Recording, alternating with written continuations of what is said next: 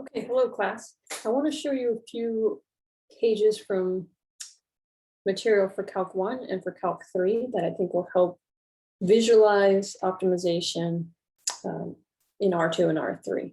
So again, that's a limitation, but I think it gives us a good intuition for what's going to happen with future algorithms. So let me share the screen.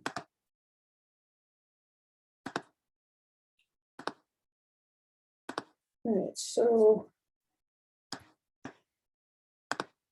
typical problems that you would see in,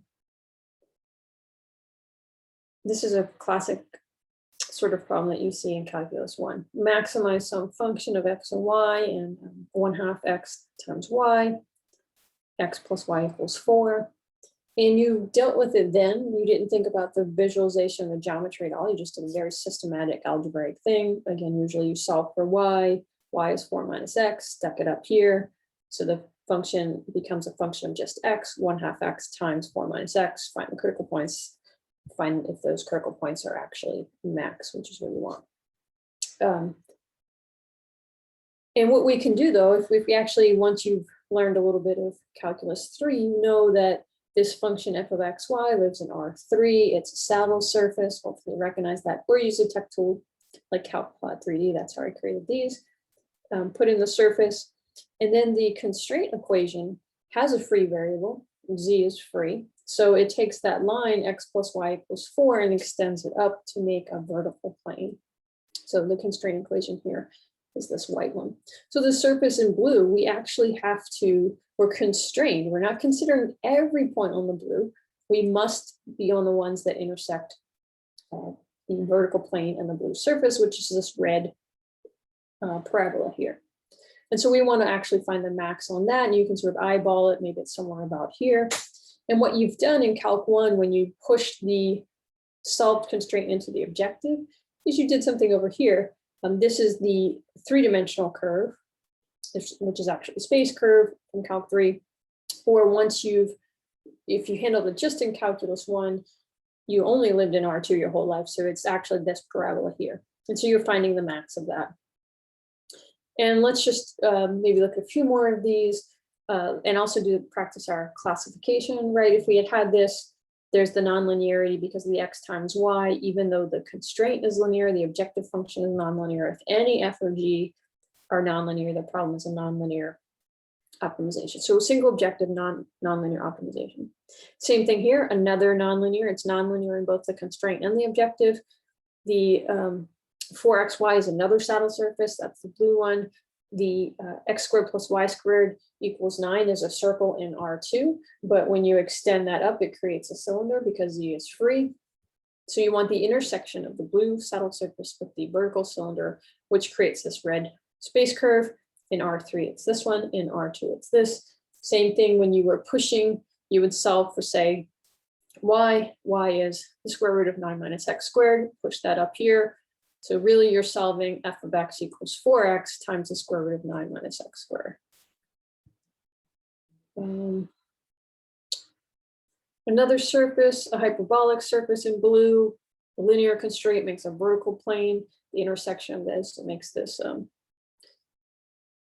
of sine-looking curve.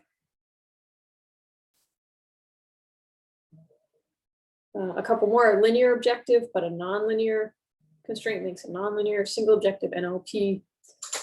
And again, this really helps us visualize what's happening when we're solving these. This is a limitation though in Calc 1. Again, you could only do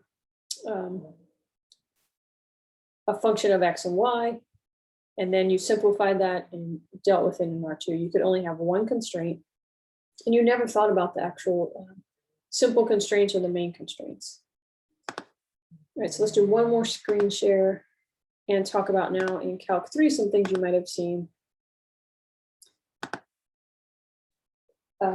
Let's see. So you learned about Lagrange multipliers there in Calc 3. The same kinds of problems can actually be solved.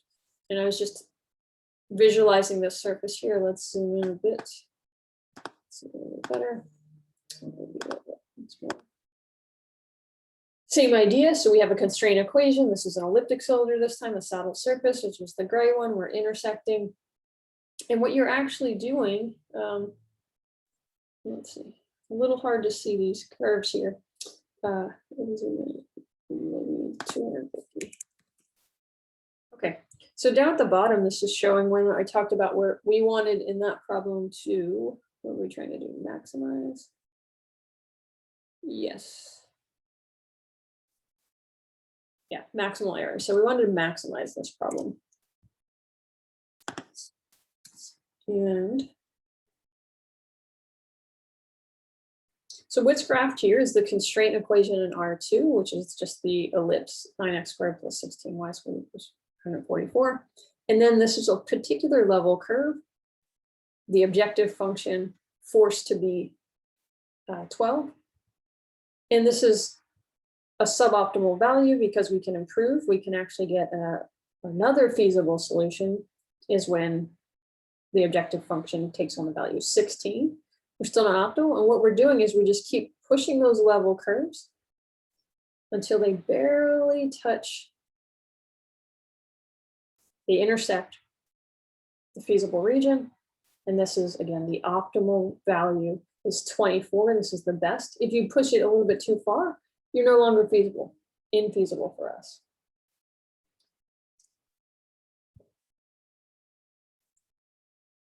Okay. Then when we put all the level curves on the graph together, these are the contour map with the constraint equation, and the value of Lagrange multipliers was this nice formula that you solve the system.